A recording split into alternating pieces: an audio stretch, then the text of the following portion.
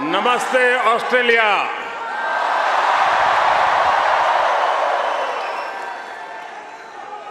Australia के प्रधानमंत्री और मेरे प्रिय मित्र हिज एक्सेलेंसी अल्बनीज़ी, ऑस्ट्रेलिया के पूर्व प्रधानमंत्री his excellency Scott Morrison,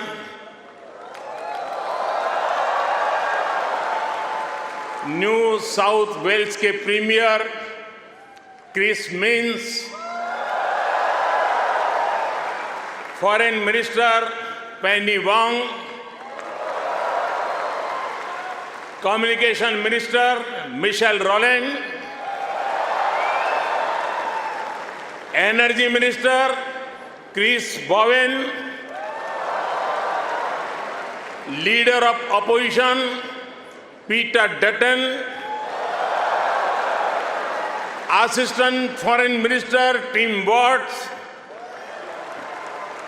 New South Wales के उपस्थित मंत्रिमंडल के सभी आदरणीय सदस्य, पैरामाटा से सांसद सदस्य डॉक्टर एंड्रयू चार्ल्टन, यहां उपस्थित ऑस्ट्रेलिया के सभी सांसद सदस्य, मेयर, डिप्टी मेयर, काउंसिलर्स और ऑस्ट्रेलिया में रह रहे प्रवासी भारतीय जो आज इतनी विशाल संख्या में उपस्थित हुए हैं, आप सबको मेरा नमस्कार।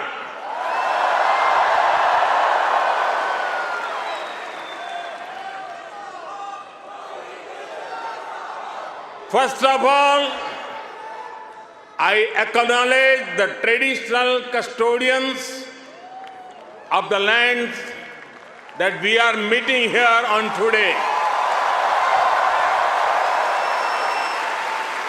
I pay my respect to their elders, past, present, and emerging.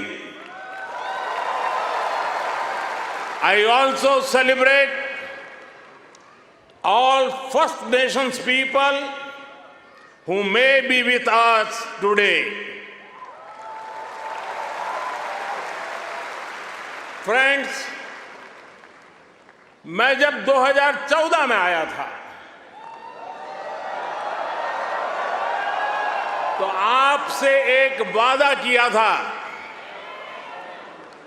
वादा ये था कि आपको फिर भारत के किसी प्रधानमंत्री का 28 साल तक इंतजार नहीं करना पड़ेगा।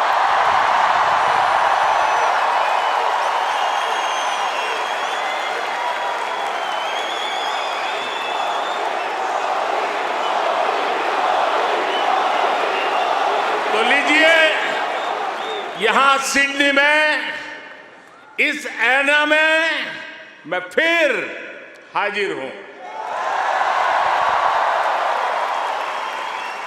और मैं अकेला नहीं आया हूं। प्रधानमंत्री अल्बनीज़ी भी मेरे साथ आए हैं। मिस्टर प्राइम मिनिस्टर, अपने बहुत व्यस्त कार्यक्रम में से हम सभी के लिए आपने समय निकाला है। ये हम भारतीयों के प्रति आपके स्नेह को दर्शाता है। आपने जो अभी कहा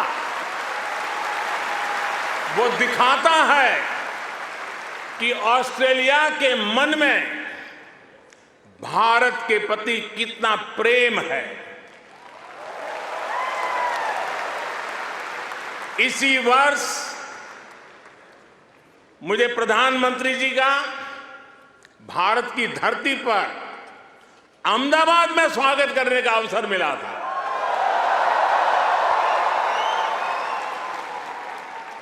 आज उन्होंने यहां लिटिल इंडिया के फाउंडेशन स्टोर को अनवील करने में मेरा साथ दिया है, मैं उनका बहुत बहुत आभार व्यक्त करता हूं।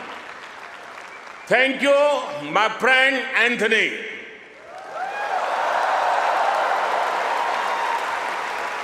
ये लिटिल इंडिया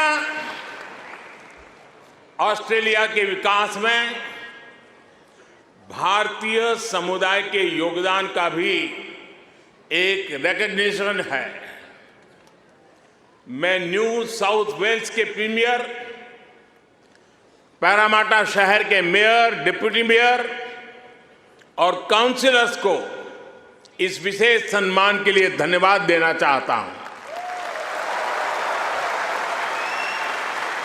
साथियों, मुझे खुशी है कि न्यू साउथ वेल्स में प्रवासी भारतीय समुदाय से कई लोग सार्वजनिक जीवन में सक्रिय भागीदारी कर रहे हैं, अपनी पहचान बना रहे हैं। वर्तमान न्यू साउथ वेल्स की सरकार में डिप्टी प्रीमियर, प्रूकार, ट्रेजरर डेनियल मुखी बड़ा कंट्रीब्यूशन कर रहे हैं। और कल ही भाई समीर पांडे पैरामाटा के लॉर्ड मेयर चुने गए हैं। मैं सबका अभिनंदन करता हूं, बहुत बहुत बधाई देता हूं। साथियों, आज जब पैरामाटा में यह सब हो रहा है, तभी ये जानकारी भी आई है कि पश्चिमी ऑस्ट्रेलिया के पर्थ शहर में भारतीय सैनिक नयन सिंह सैलानी के नाम पर सैलानी एवेन्यू बनाया गया है। उन्होंने पहले विश्व युद्ध में ऑस्ट्रेलिया की फौज के लिए लड़ते हुए वीर गति प्राप्त की थी। इस सम्मान के लिए मैं पश्चिमी ऑस्ट्रेलिया के नेतृत्व का आदरपूर्वक अभिनंदन करता हूं। साथियों, एक समय था जब कहा जाता था कि भारत ऑस्ट्रेलिया के संबंधों को 3C डिफाइन करते हैं। ऐसा पहले कहा जाता था। ये कौन से 3C हैं? कॉमनवेल्थ, क्रिकेट और करी।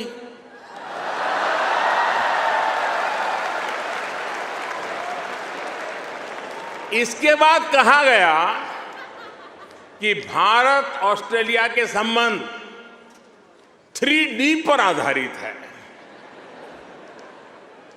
डेमोक्रेसी, डायस्पोरा और दोस्ती।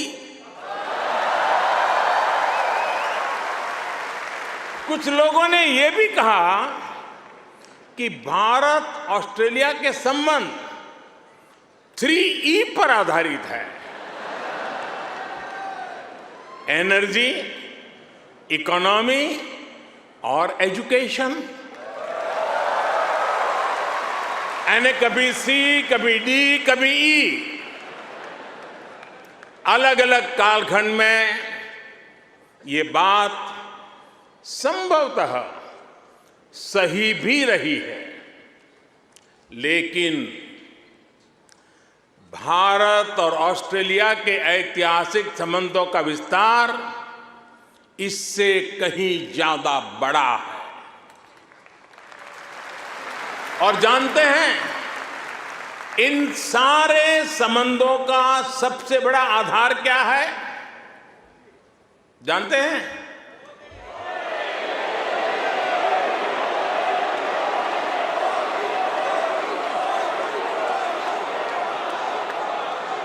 जी नहीं। सबसे बड़ा आधार है म्यूचुअल ट्रस्ट और म्यूचुअल रिस्पेक्ट।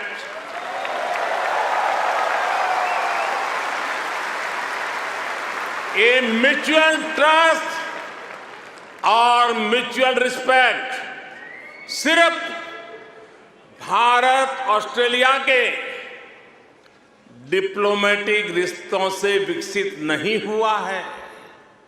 इसकी असली वजह है, इसकी असली ताकत है आप ऑस्ट्रेलिया में रहने वाले हर एक भारतीय। आप उसकी असली ताकत है। इसकी असली वजह है ऑस्ट्रेलिया के 2.5 करोड़ से ज्यादा सिटीजन्स। साथियों,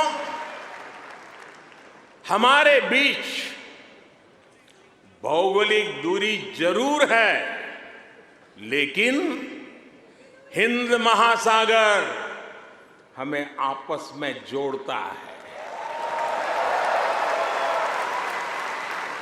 हमारी जीवन शैलियां भले अलग अलग हो, लेकिन अब योगा ये भी हमें जोड़ता है।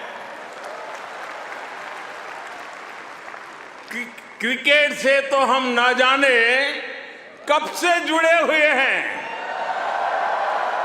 लेकिन अब टेनिस और फिल्में भी हमें जोड़ रही है।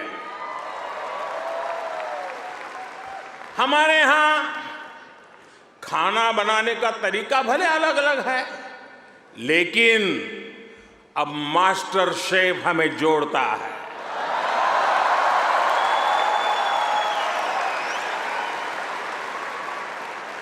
हमारे यहां पर्व त्योहार भले अलग अलग मनाए जाते हैं, लेकिन हम जुड़े हुए हैं दिवाली की रौनक से, बैसाखी के जश्न से।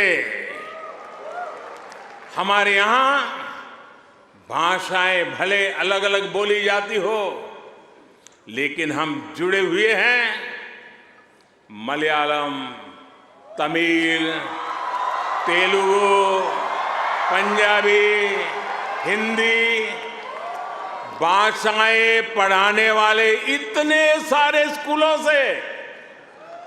साथियों, ऑस्ट्रेलिया के लोग, यहां के निवासी इतने विशाल हृदय के हैं, दिल के इतने अच्छे और सच्चे हैं कि भारत की इस विविधता को खुले दिल से स्वीकारते हैं।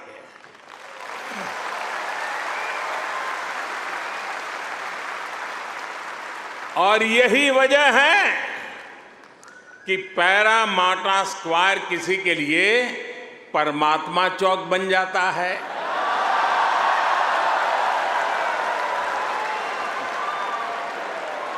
विक्रम स्ट्रीट भी विक्रम स्ट्रीट के रूप में मशहूर हो जाती है,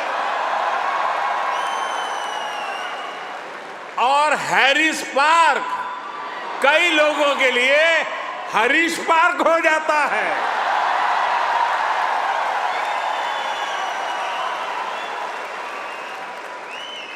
वैसे मैंने सुना है कि हैरिस पार्क में चटका की चाट,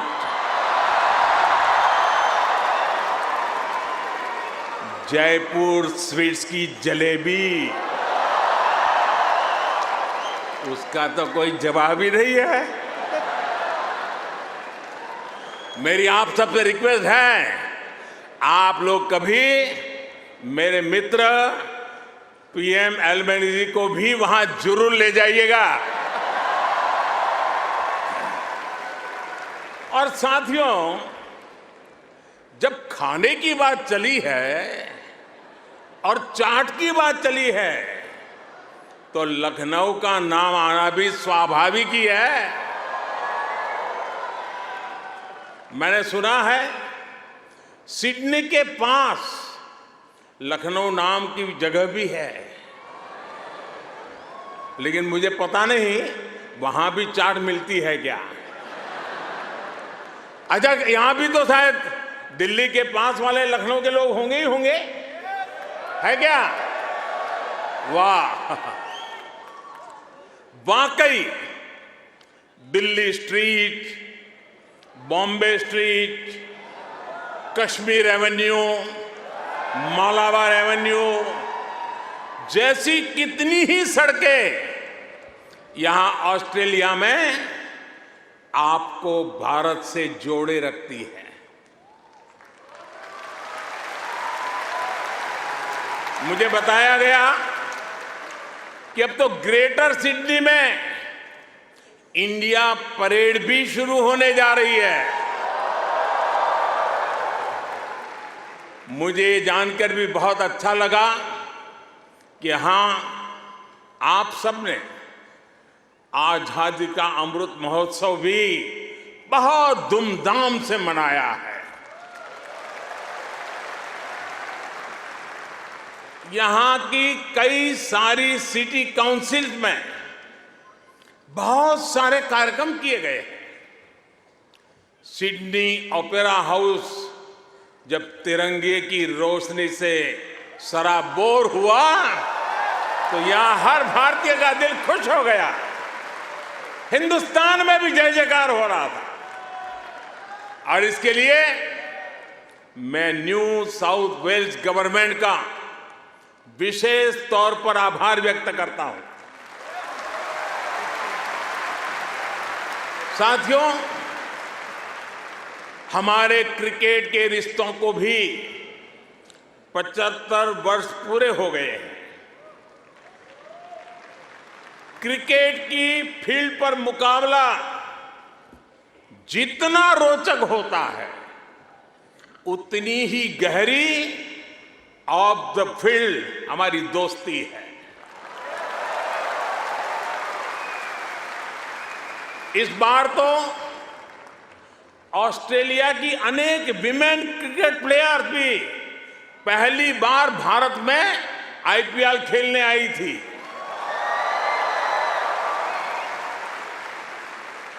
और साथियों, ऐसा नहीं है कि हम सिर्फ सुख के ही साथी हैं। अच्छा दोस्त तो सुख का तो साथी होता है, दुख का भी साथी होता है।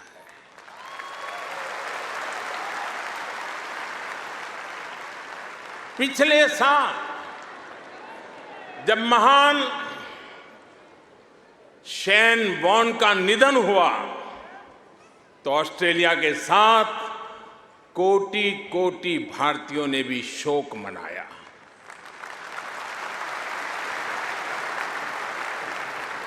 ये ऐसा था जैसे हमने अपना कोई खो दिया है। साथियों, आप सभी यहां ऑस्ट्रेलिया में हैं, यहां के विकास को देख रहे हैं। आप सभी का एक सपना रहा है कि हमारा भारत भी विकसित राष्ट्र बने।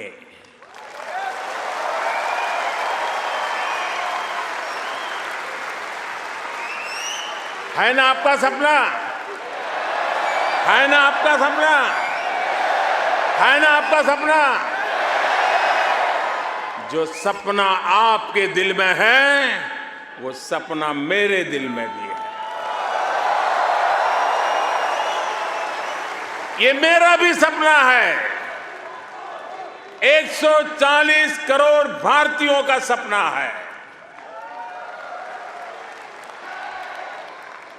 साथियों, भारत के पास सामर्थ्य की कमी नहीं है। भारत के पास संसाधनों की कमी भी नहीं है। आज दुनिया की सबसे बड़ी और सबसे युवा टैलेंट फैक्ट्री जिस देश में है, वो है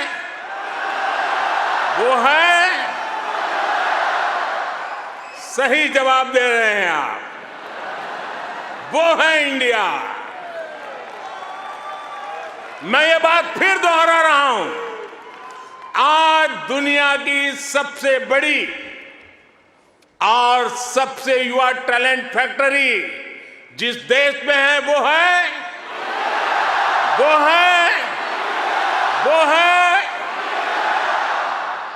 और अब मैं आपके सामने ऐसे ही कुछ फैक्ट्स रखूंगा और आपसे सही उत्तर जानना चाहूंगा, ठीक है? रेडी? कोरोना की इस ग्लोबल पैंडेमिक में जिस देश ने दुनिया का सबसे तेज वैक्सीनेशन प्रोग्राम चलाया, वो देश है।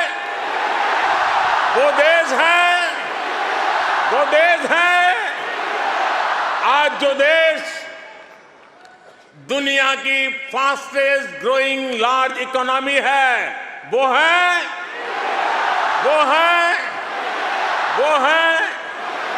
आज जो देश दुनिया में नंबर 1 स्मार्टफोन डेटा कंज्यूमर है, वो देश है।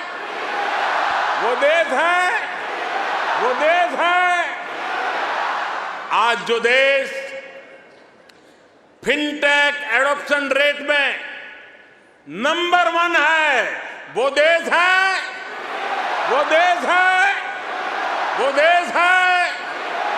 आज जो देश मिल्क प्रोडक्शन के मामले में दुनिया में नंबर 1 है, वो देश है।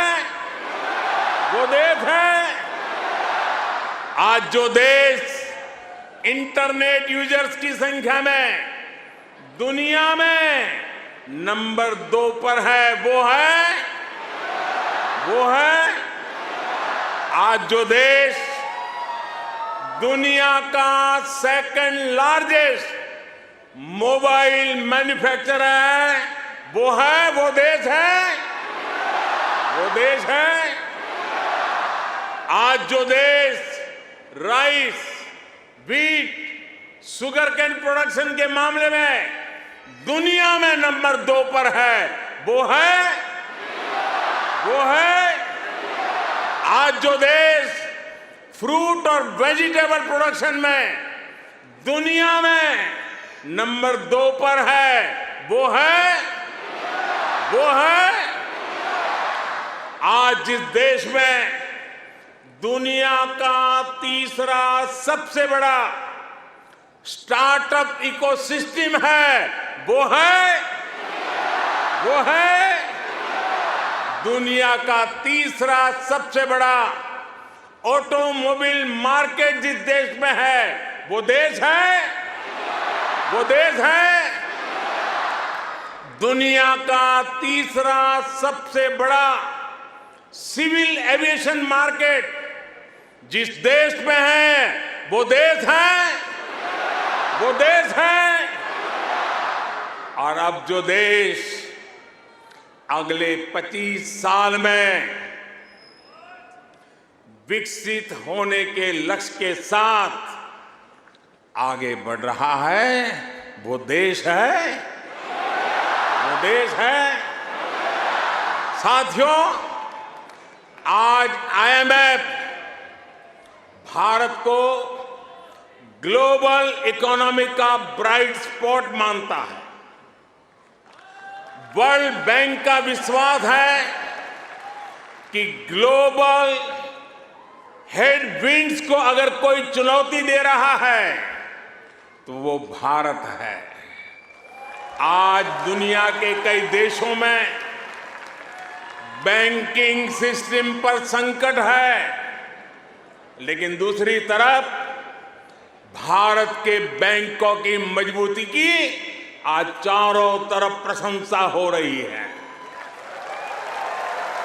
दुनिया में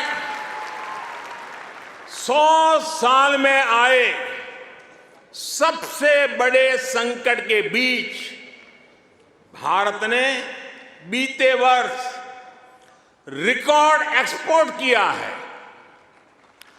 आज हमारा फॉरेक्स रिजर्व नई बुलंदियां छू रहा है। फ्रेंड्स, भारत ग्लोबल गुड के लिए कैसे काम कर रहा है, इसका उदाहरण हमारा डिजिटल स्टैक है। आप सभी भारत के फिनटेक रिवॉल्यूशन से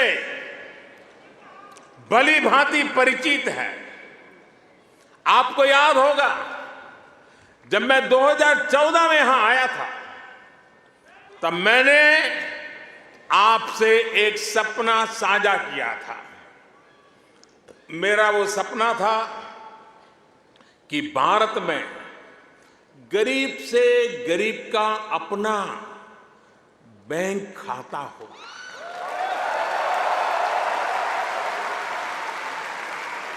आपको गर्व होगा दोस्तों, आपको गर्व होगा कि पिछले 9 वर्ष में हमने करीब 50 करोड़ भारतीयों के यानी करीब 500 मिलियन बैंक अकाउंट खोले हैं।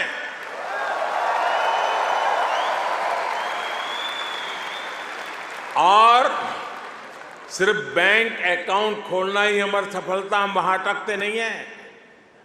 इसने भारत में पब्लिक सर्विस डिलीवरी के पूरे इकोसिस्टम को ट्रांसफॉर्म कर दिया। हमने Jan Dhan bank account, mobile phone और आधार आईडी की एक जैम ट्रिनिटी, JAM ट्रिनिटी बनाई है। आप सोचिए, इसे एक क्लिक पर करोड़ों करोड़ों देशवासियों तक डायरेक्ट बेनिफिट ट्रांसफर DBT संभव हुआ है। और आपको और खुशी होगी, बीते 9 वर्षों में, यह आंकड़ा भी आपको बहुत आनंद देगा, बीते 9 वर्षों में 28 लाख करोड़ रुपए यानी 500 बिलियन ऑस्ट्रेलियन डॉलर से भी ज्यादा सीधे जरूरतमंदों के बैंक अकाउंट में भेजे गए हैं।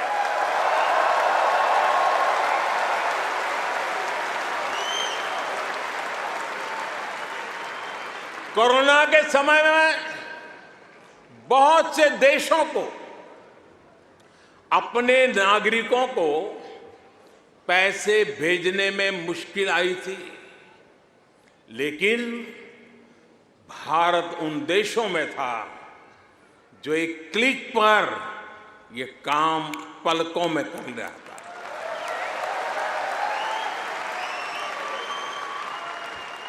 यूनिवर्सल पब्लिक इंटरफेस यानी UPI ने भारत में फाइनेंशियल इंक्लूजन को नई ऊंचाई पर पहुंचा दिया है। आज दुनिया के 40% रियल टाइम डिजिटल पेमेंट्स अकेले भारत में होते हैं।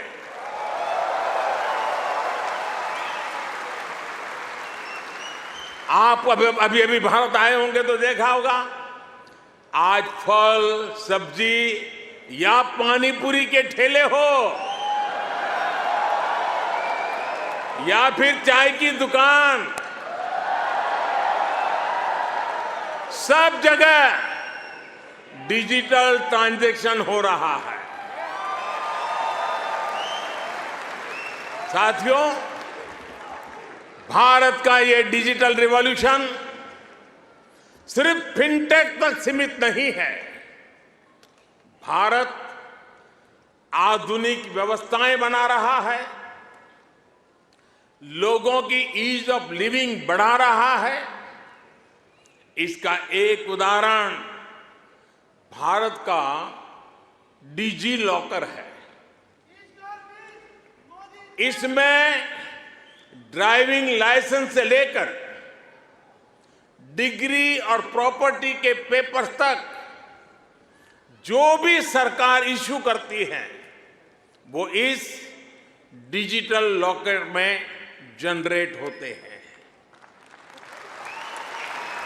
करीब सैकड़ों तरह के डॉक्यूमेंट्स डिजिटल लॉकर में रिफ्लेक्ट होते हैं। आपको फिजिकल कॉपी स्टोर करने की जरूरत नहीं है, बस एक पासवर्ड काफी है।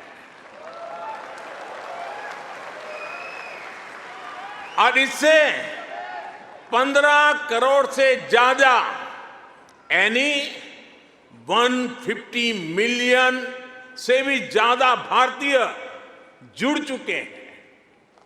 इस तरह के कितने ही डिजिटल प्लेटफॉर्म आज हर भारतीय को पावरफुल बना रहे हैं, ताकतवर बना रहे हैं।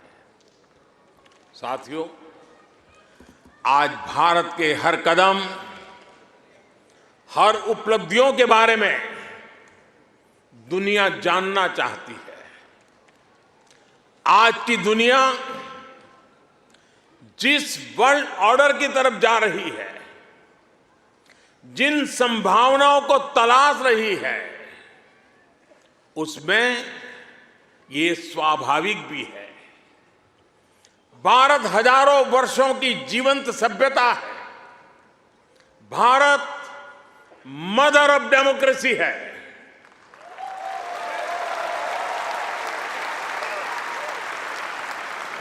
हमने समय के अनुसार खुद को ढाला है, लेकिन अपने मूल सिद्धांतों पर, फंडामेंटल्स पर हमेशा टिके रहे हैं। हम राष्ट्र को भी एक परिवार के रूप में देखते हैं और विश्व को भी एक परिवार मानते हैं। वसुधैव कुटुंबकम। और इसलिए जब भारत अपनी G20 प्रेसिडेंसी की थीम तय करता है तो कहता है, अपने आदर्शों को जीने का उसका स्वभाव देखिए। G20 प्रेसिडेंसी में भारत कहता है, one earth, one family, one future.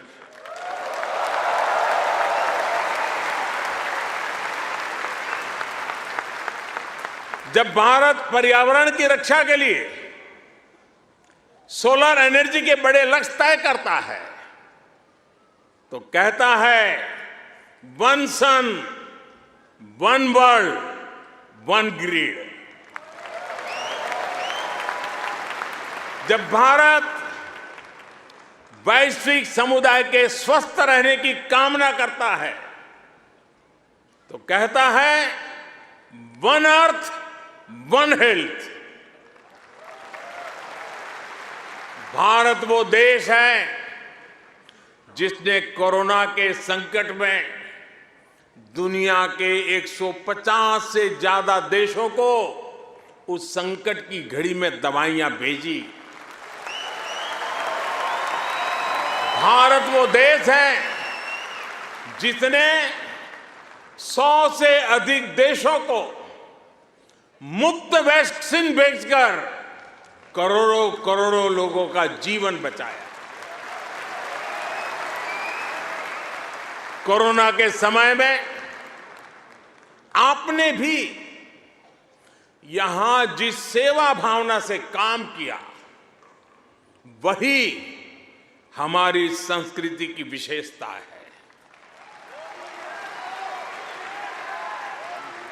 आज शहीदों के सरताज पंचम सिख गुरु श्री गुरु अर्जुन देव जी का शहीदी पर्व है। हमें गुरु जी के जीवन से सभी की सेवा करने शिक्षा मिलती है। गुरु अर्जुन देव जी ने ही दसंध प्रणाली शुरू की थी। इसी प्रेरणा से कोरोना के दौरान भी कितने ही गुरुद्वारों के लंगर ने यहां लोगों की मदद की। इसी दौर में कितने ही मंदिरों की रसोई यहां पीड़ितों के लिए खुल गई। ऑस्ट्रेलिया में रहकर पढ़ाई कर रहे स्टूडेंट्स भी बड़ी संख्या में लोगों की मदद के लिए आगे आए। विभिन्न सामाजिक संगठनों ने भी इस दौरान बहुत लोगों की मदद की। भारतीय कहीं भी रहे, एक मानवीय भाव उनमें समाहित रहता है। साथियों, मानवता के हित में ऐसे ही कार्यों के कारण आज भारत को फोर्स ऑफ ग्लोबल गुड कहा जा रहा है। जहां कहीं भी कोई आपदा होती है, भारत मदद के लिए तैयार मिलता है। जब भी कोई संकट आता है, भारत समाधान के लिए तत्पर रहता है। आज चाहे इंटरनेशनल सोलर अलायंस के द्वारा सौर ऊर्जा का उपयोग बढ़ाना हो, चाहे आपसी सहयोग के माध्यम से डिजास्टर रिजिलिएंट इंफ्रास्ट्रक्चर तैयार करना हो, चाहे इंटरनेशनल बिग कैट अलायंस को नेतृत्व देना हो, भारत ने हमेशा अलग अलग देशों को एकजुट करने के लिए एक बाइंडिंग फोर्स की तरह काम किया है। अभी अभी जब तुर्की में भूकंप ने तबाही मचाई, तब भारत ने ऑपरेशन दोस्त के द्वारा मदद का हाथ बढ़ाया। भारत अपने हितों को सबके हितों से जोड़कर देखता है। सबका साथ, सबका विकास, सबका विश्वास और सबका प्रयास, ये हमारी डोमेस्टिक गवर्नेंस का भी आधार है और ग्लोबल गवर्नेंस के लिए भी यही विजन है। साथियों, आज भारत और ऑस्ट्रेलिया के बीच स्ट्रेटेजिक पार्टनरशिप निरंतर गहरी हो रही है। हाल में ही हमने इकोनॉमिक कोऑपरेशन और ट्रेड एग्रीमेंट ECTA एकता साइन किया है। अनुमान है इससे दोनों के बीच ट्रेड अगले 5 वर्ष में 2 गुने से अधिक हो जाएगा। अब हम कॉम्प्रिहेंसिव इकोनॉमिक कोऑपरेशन एग्रीमेंट पर काम कर रहे हैं। हम रिजिलिएंट और रिलायबल सप्लाई चेन्स का निर्माण कर रहे हैं। इससे दोनों देशों के बिजनेस को बल मिलेगा ही, दुनिया को भी नया विश्वास मिलेगा। आज भारत और ऑस्ट्रेलिया के बीच कई डायरेक्ट फ्लाइट्स हैं। बीते वर्षों में फ्लाइट्स की संख्या बढ़ी है। आने वाले दिनों में इनकी संख्या और बढ़ेगी।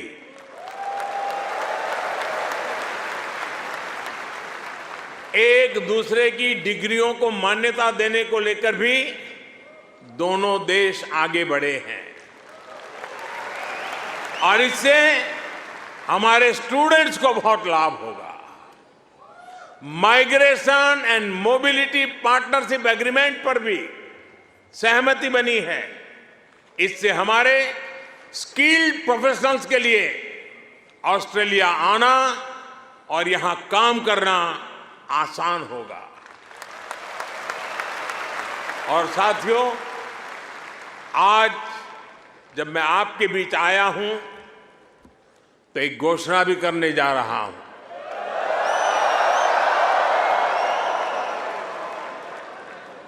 ब्रिस्बेन में भारतीय समुदाय की बहुत समय से जो मांग थी, अब उसे पूरा किया जाएगा।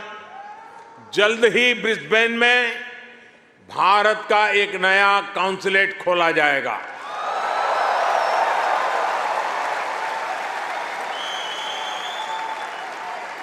फ्रेंड्स, भारत और ऑस्ट्रेलिया की गहरी होती पार्टनरशिप मां भारती में आस्था रखने वाले प्रत्येक व्यक्ति को सशक्त करेगी। आपके पास टैलेंट है, अपनी स्किल की ताकत है और साथ ही अपने कल्चरल वैल्यूज भी है। ये वैल्यूज आपको ऑस्ट्रेलिया के लोगों के साथ घुल मिलकर रहने में बड़ी भूमिका निभाते हैं। मैं कल ही पापुआ न्यू गिनी से आया हूं। वहां मैंने स्थानीय भाषा में तमिल साहित्य तिरुकुरल के अनुवाद का लोकार्पण किया। ये अनुवाद वहां भारतीय मूल के एक स्थानीय गवर्नर ने किया है। एक जीता जागता उदाहरण है कि कैसे हम विदेश में रहते हुए भी अपनी जड़ों पर गर्व करते रहें, जड़ों से जुड़े रहे। आप भी यहां ऑस्ट्रेलिया में भारतीय संस्कृति की खुशबू फैला रहे हैं। आप ऑस्ट्रेलिया में भारत के कल्चरल एम्बेसडर हैं, भारत के ब्रांड एम्बेसडर्स हैं। साथियों, मैं मेरी बात समाप्त करने से पहले आपसे कुछ मांगना चाहता हूं। देंगे? आवाज जरा धीमी हो गई। देंगे? पक्का? प्रॉमिस? मैं आपसे ये मांग रहा हूं और आपसे आग्रह करूंगा कि आप जब भी भारत आए, अपने साथ कोई न कोई ऑस्ट्रेलियाई मित्र और उनके परिवार को भी साथ लेकर के आए।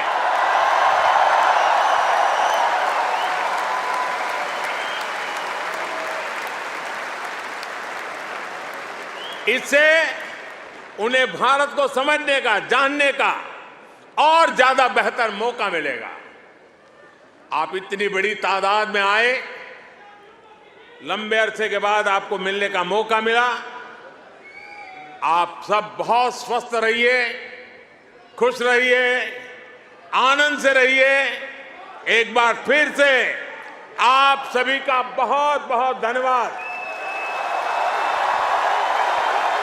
मेरे साथ बोलिए, भारत माता की, भारत माता की, भारत माता की, भारत माता की। बहुत बहुत धन्यवाद।